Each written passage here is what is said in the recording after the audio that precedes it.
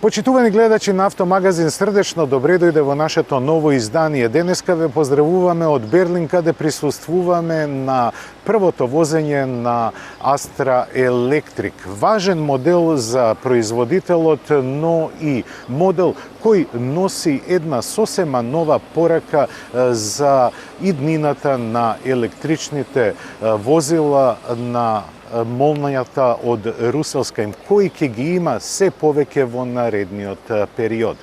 Со Astra ќе се дружиме малку подоцна, а сега почнуваме со флеш вестите.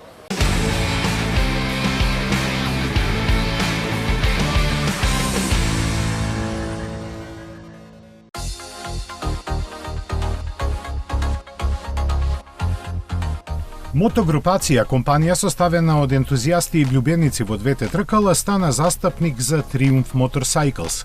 Македонскиот увозник на легендарната британска марка за моторцикли најавува еден поинаков пристап во работењето. Имено мотогрупација покрај стручното сервисирање на моторциклите ќе нуди многу поинакви услуги како складирање вон сезона на возење, брза реакција на повиците, работење со оригинални делови, сервисирање и замена на пневматици на моторциклите. Во рамките на компанијата функционира сервис кој располага со сите неопходни елементи што ги бара Triumph, а техничката едукација на вработените овозможува обслужување и на BMW моторциклите.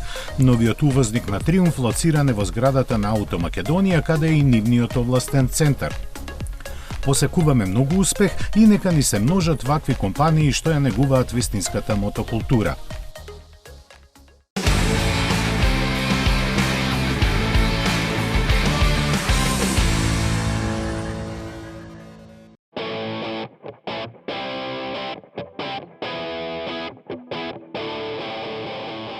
Продолжува освежувањето на гамата на Land Rover. Најнов во серија е најмалиот модел во понудата на Range Rover. Иако доста добро се продава, Evoque е на пазарот цели 4 години и беше неминовно да биде обновен. Британците му доделија изменет изглед карактеристичен по новата маска, потенките и поефикасни светла и поедноставените стилски елементи. Внатрешноста е минималистички преуредена со друга централна конзола и нов инфозабавен систем со закривен дисплеј. За разлика од досега, преку него ќе се управува со сите функции на возилото, така што менувачот остана осамен како единствено нешто со физичка контрола. Големо внимание е посветено на материјалите, но не толку и на механиката. Во понудата погонски агрегат ќе останат познатите благи бензински и хибридни дизели со 160 и 200 коњи, додека на врвот е унапредениот плагин кој испорачува повеќе од 300 коњски сили. Нарачките за вака освежениот Range Rover Evoque веќе се примаат во продажната мрежа на марката по цени кои се значително повисоки од досегашните.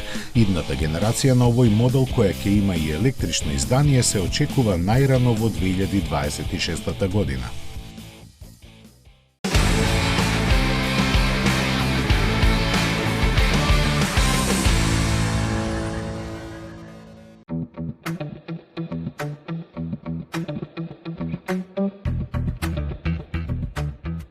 Согласно својата политика за локален пристап кон потребите на купувачите, Stellantis во Јужна Америка понуди посебен пикап кој ќе се продава под ознаките на RAM. Наречен е Rampage и за 2 броја помал од RAM 1500. Има должина од точно 5 метри, а самоносечката каросерија е поставена на платформа од Jeep Compass и Alfa Romeo Tonale.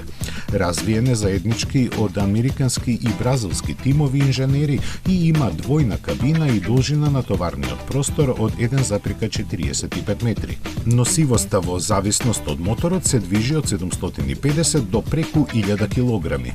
Во понуда ќе биде со 2-литарски дизел од Fiat со 170 коњски сили и исто толкав турбобензинец со 272 коњи од Jeep, која е американската верзија на агрегатот што се вградува во во моделите на Алфа Ромео. Со него Rampage до 100 забрзува за само 6,9 секунди и постигнува максимални 220 км на час. И двата мотори се спарени со 9 степена автоматика, а погонот е на сите 4 тркала. Опременоста е повеќе од солидна, а цената се движи од 45.000 евра па нагоре.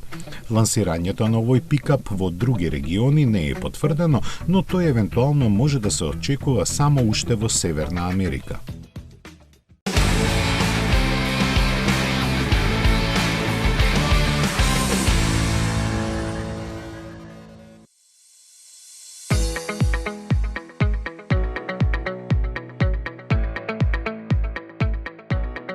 Volkswagen ја лансираше својата MEB платформа со намера да направи електрични возила за милиони, а не за милионери. Првиот автомобил базиран на неа се појави во 2019-та и таа сега веќе основа за 12 различни модели, а уште неколку се на пат. Со вакво темпо беше прашање на време кога ќе дојде клучниот момент во остварувањето на ветеното, да се стигне до првиот милион, што веќе се случи. MEB платформата е флексибилна архитектура со прилагодлива големина, батерии сместени во подницата и електромотор на задната оска. Поддржува вградување на уште еден електромотор напред, со што се добива погон на сите тркала. Покрај во возилата од марката на групата, на неа ќе бидат поставени и електричните модели на Ford за Европа. Volkswagen веќе работи на идната генерација на оваа платформа која со помош на напредната батериска технологија треба да обезбеди побрзо полнење и автономии од преку 700 км. Цел на групата е до 2030 година 80% од понудата на патнички возила во Европа да бидат електрични.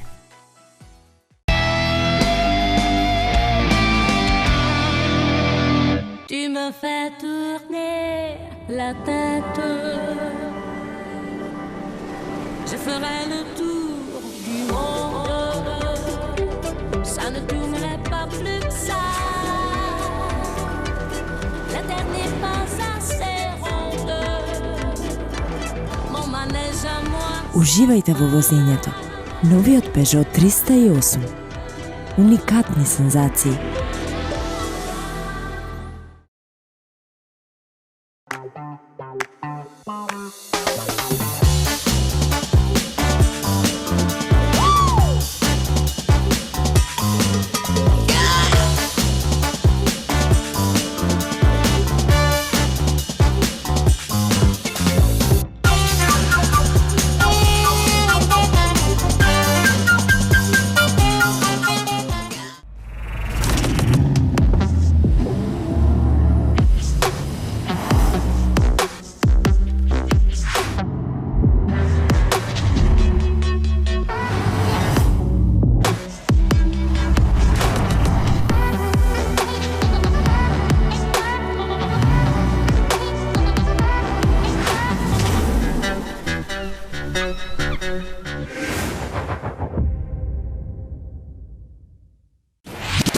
Метрополис, број 1 радиомрежа.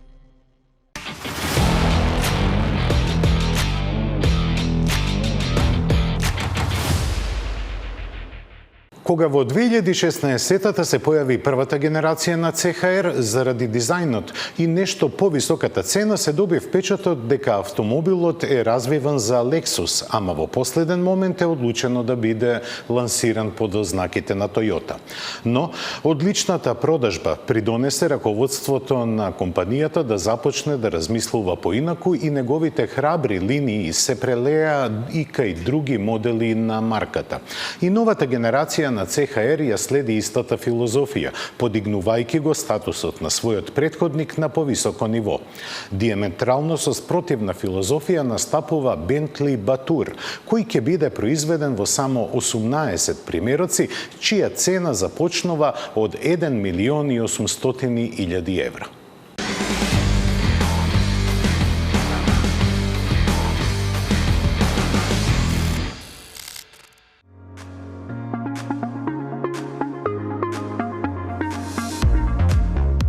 Авангардниот дизајн со драматично радикалните стилски решенија што го видовме кај концептот Пролог, верно е пренесен и на серискиот модел, кој сигурно ќе им ги помати сметките на останатите во овој високо конкурентен сегмент. Развиван во Европа, Toyota со новиот CHR докажува дека може да ги препознае вредностите кои денешните купувачи ги ценат кај автомобилите. Напредните технологии ги предводи низа електрифицирани погонски склопови, меѓу кои на изненадување и плагин хибрид. Тој електрично подпомогнат, па до своите 2 литри извлекува 223 конски сили, а батеријата од 13,8 киловат-часа се доволни за поминување 66 еколошки чисти километри. Погонскиот асортиман ги вклучува уште 1,8 и 2-литарските хибриди со 140 и 198 коњи, од кои посилниот ќе може да се добие и со електричен погон на сите тркала. Димензиите на CHR останаа скоро непроменети, но пропорциите дополнително се нагласени со двобојната каросерија, мускулестите крила и тркалата чија големина оди и до 20 инчи.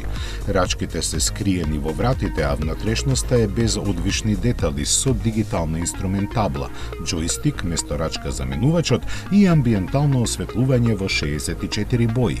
Назад заради панорамскиот покрив има повеќе простор за главите на патниците, а материјалите се значително подобри отколку кај претходникот. Јасно, сите верзии на CHR ќе го имаат најновиот пакет активни безбедносни функции на Toyota. Почетокот на продажбата, зависно од пазарот, е планиран за ноември годинава, а производството ќе се одвива во фабриката на Toyota во Турција. Цените не се соопштени. Првата генерација на CHR само во Европа привлече околу 700.000 купувачи, со што значително придонесе за растот на пазарното учество на марката.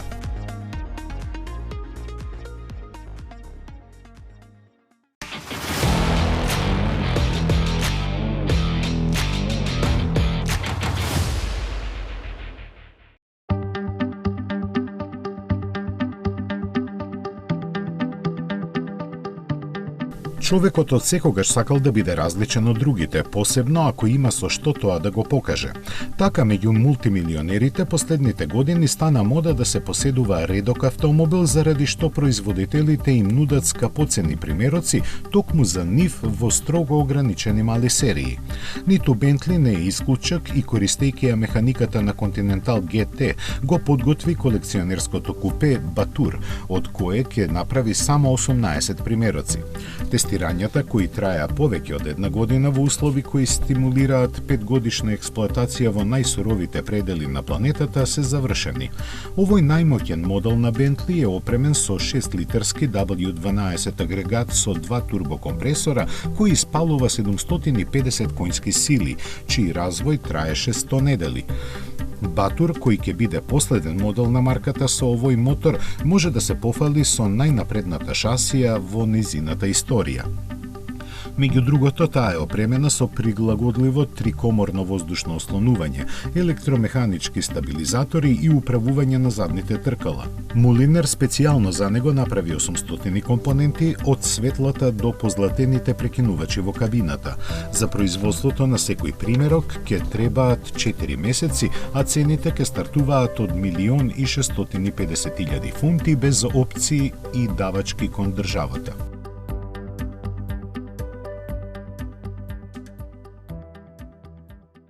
Од Либан, каде Карлос Гон се крие од долгата рака на правдата, поранешниот прв човек на Нисан ја тужи својата некогашна компанија за клевета и фабрикување докази, барајќи одштета од преку $1.000.000. Дали ќе ги добие, ќе покаже времето. Фиат со својата историја има многу мали автомобили што жареле и палеле по светските пазари. Италијанците сакаат да се вратат на старите патеки, па сосема разбирливо е што креваат прашина по втор пат за 3 недели со својот престоен новитет, моделот 600.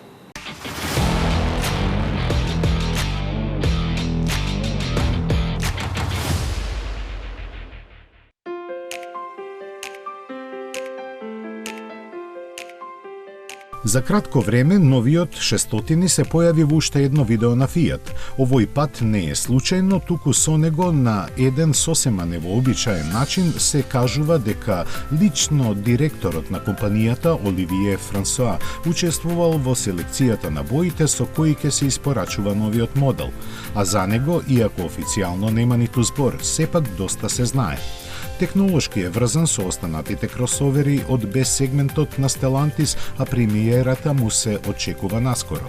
Со оглед на подготвеноста на италијанската маркетиншка машинерија, јасно е дека од него се очекува да ги поврати позициите на Fiat, кој некогаш беше големо име кај малите автомобили. Славата ја започна токму со 600, односно нашиот Фиќо, за преку 127 да продолжи до Уно, кој влезе во историјата како автомобил кој се произведуваше 31 година и стигна до 9,5 милиони купувачи. Беше заменет со Пунто, кој исто како и неговите претходници од оваа класа ја освои титулата Европски автомобил на годината. По подемите и падовите на Fiat ја дефинираа неговата судбина, која пред 5 години го прати во пензија без наследник. Затоа и појавувањето на новиот 600 има огромно значење за италијанската марка.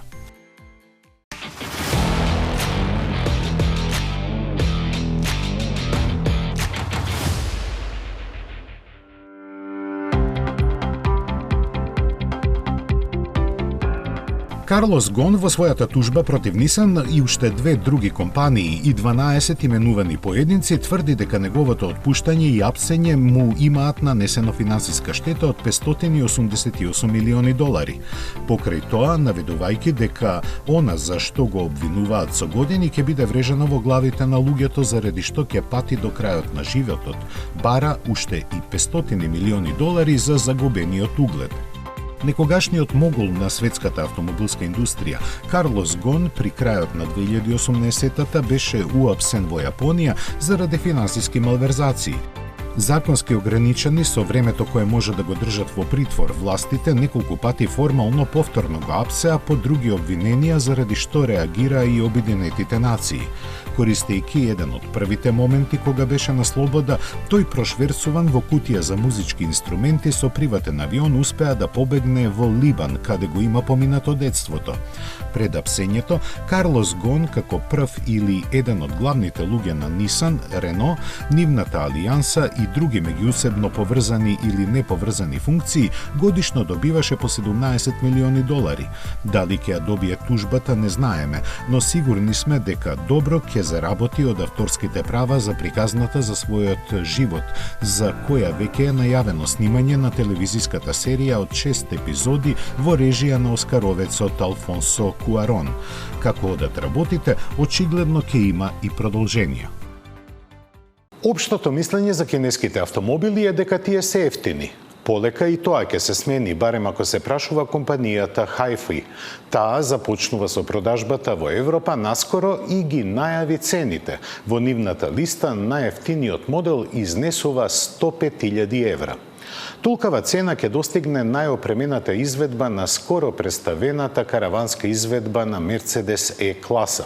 Традицијата што штутгарците ја негуваат во изработката на овој модел датира од 1977 година, а маркетерите предвидуваат секоја пета продадена Е-класа ќе биде со караванска каросерија.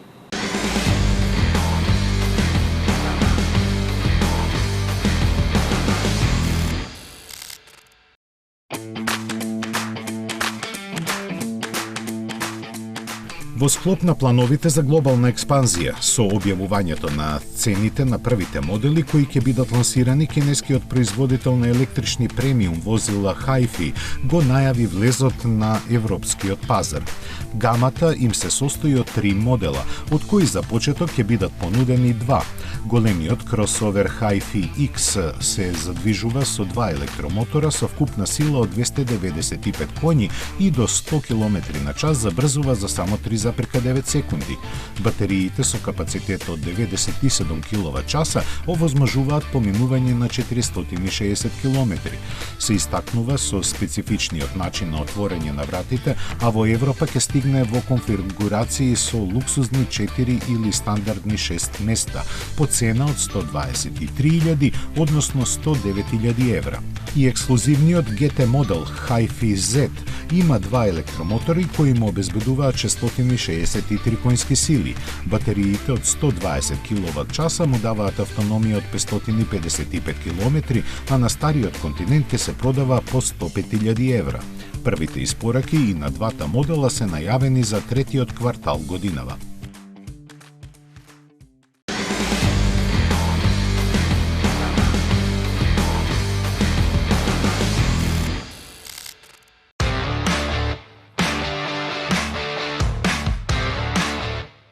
Уште од 1977 година, кога се појави караванската изведба на легендарниот V123, ваквите модели на Мерцедес имале значајно место во пазарната понуда на марката. Купувачите ги ценеа заради својата практичност, која се надградуваше на сите други особини по кои возилата со трикраката ѕвезда беа познати. Сега на нив се додава и електрификацијата. Како пандан на деловната лимузина покажана пред 2 месеца, и караванот на новата Е-класа ќе доаѓа со нови погонски склопови со хибридна помош. Основата ја чинат дволитарските 4-цилиндрични агрегати, еден бензинец и еден дизел. Тие располагаат со 204, односно 197 конски сили, на кои електромоторот додава уште 23. На врвот во моментот се наоѓа плагин хибридот со истиот бензински мотор, но со уште 129 електрични коњи и батерија која ќе го одвезе солидни 113 километри со нула емисии. За иднина, германскиот производител најавува уште помоќни верзии, кои како и сегашната ќе испорачуваат исклучиво со 9-степена автоматика. За разлика од претходните, новата караванска генерација на Е-класата има похрабро стилизиран заден дел со силно наклонет столб, изведен возилото да асоцира на шутинг брейк. Големината на просторот за багаж варира во зависност од погонскиот склоп, па така благите хибриди имаат 615, а плагин изведбата само 460 литри. Причината за тоа се батериите сместени во подот на багажникот. Воздушното ослонување на задната оска е дел од сериската опрема со цел да се обезбеди поголема стабилност на товаренното возило. Посебно ако се влече приколка која може да биде тешка до 2100 килограми. Интересно е што куката за неа се извлекува со притисок на копче во багажникот. Полето на кое се очекува новата Е-класа караван најмногу да ги одушеви купувачите е уредувањето и квалитетот на патничката кабина. Секако и списокот на опремата на кои се среќаваат и елементи по потекло од С-класата. Имплементирани се неколку нови технологии, од кои најзабележително е свежото издание на MBUX системот со вештачка интелигенција, која е во состојба да ги препознава навиките на возачот. Мерцедес се надева дека секој пети продавен примерок од новата Е-класа ќе биде во караванска верзија. Се очекува новитетот да се најде во салоните во текот на летото, по цена за која не се знае колку ќе биде поголема во однос на претходната генерација. Во иднина можно е и АМГ да се позабави со новиот караван, вградувајќи во него некои од своите веќе познати погонски склопови.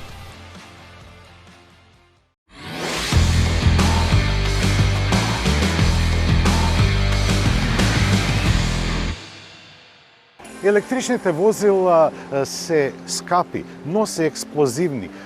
Но Opel со својот Rock Extreme покажува дека електричните возила и не мора да се толку скапи, а може да се многу забавни. Со таа идеја е тргнато и во развивањето на електричната Astra, со цел да биде поевтина и подостапна за сите, задржане истиот изглед како и на Astra со мотор со внатрешно согорување. Разликата се гледа само на маската каде се направени неопходните измени околу протокот на воздухот. Додека на задниот дел ништо не алудира посебно дека овој електричен модел, осим ознаката и се разбира, не може да се забележи никаков издувен систем.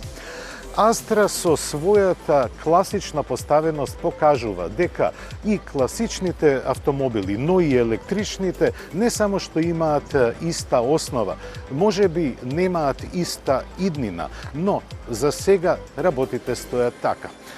Да видиме што нуди Астра во внатрешноста.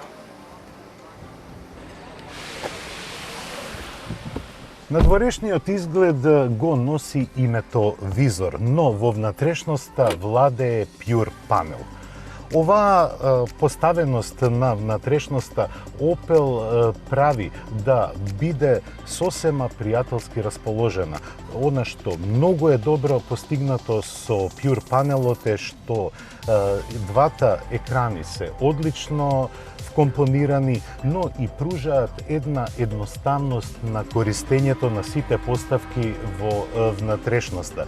Се разбира дека и физичките копчиња не се избегнати, но тие се минимизирани и се во функција полесно да влезете во менито на сите можности кои ги пружа инфозабавниот систем.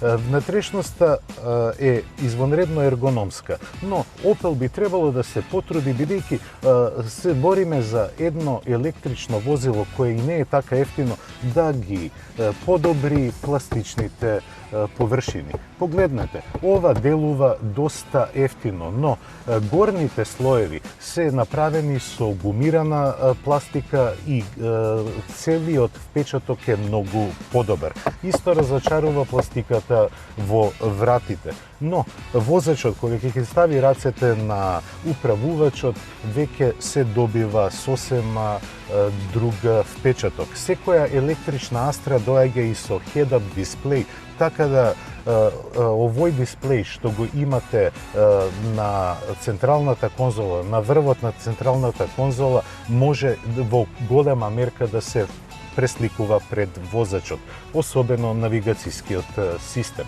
Доста зборевме за опременоста во внатрешноста. Ајде да видиме што нуди Астра Електрик.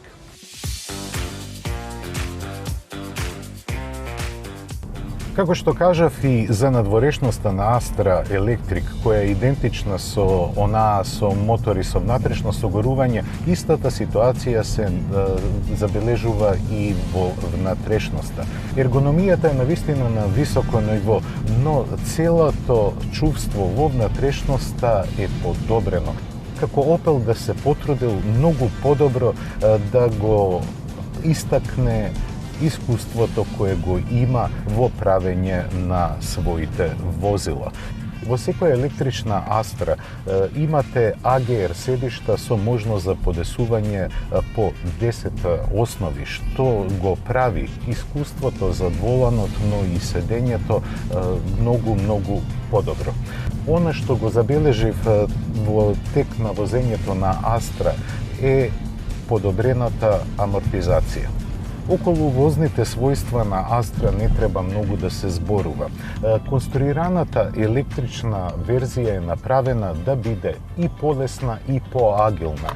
Заедно со новиот мотор кој е метнат и засилен на 156 коњи, се добива едно сосема поинакво чувство во возењето, без оглед дали се возите во град или на отворен пат.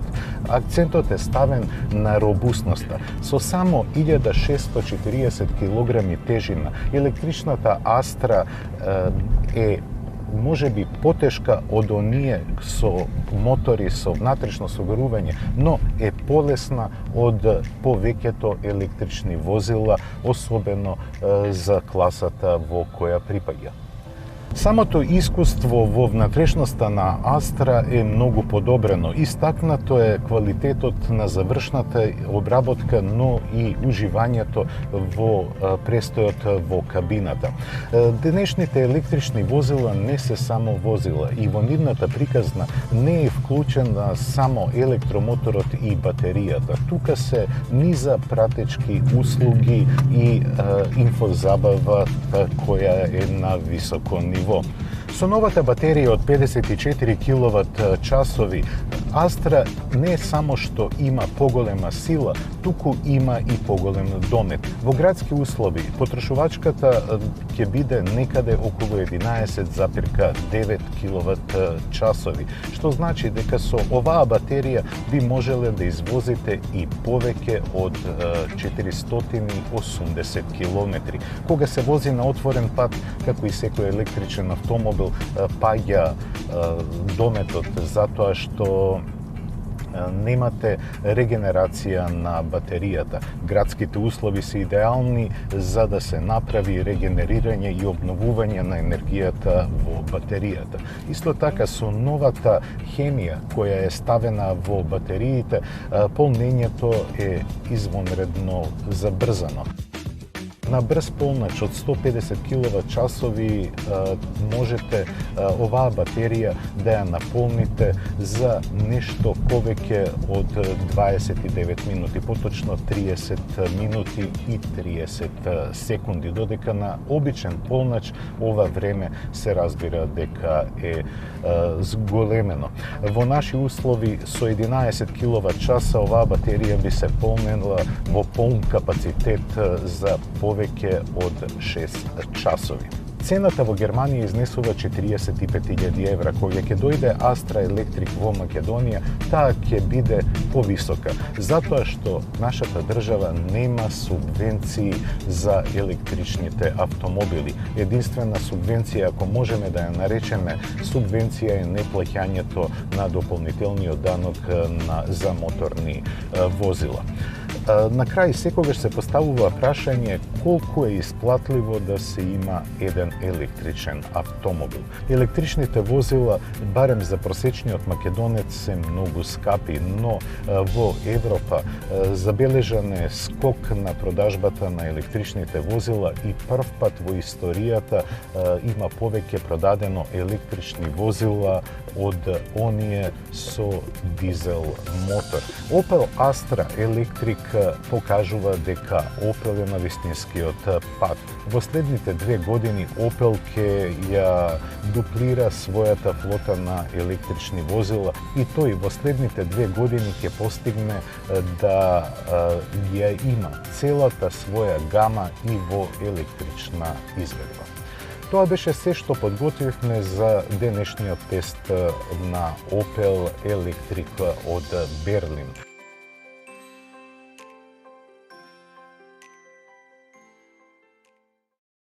Денеска ја завршуваме нашата 40-та емисија.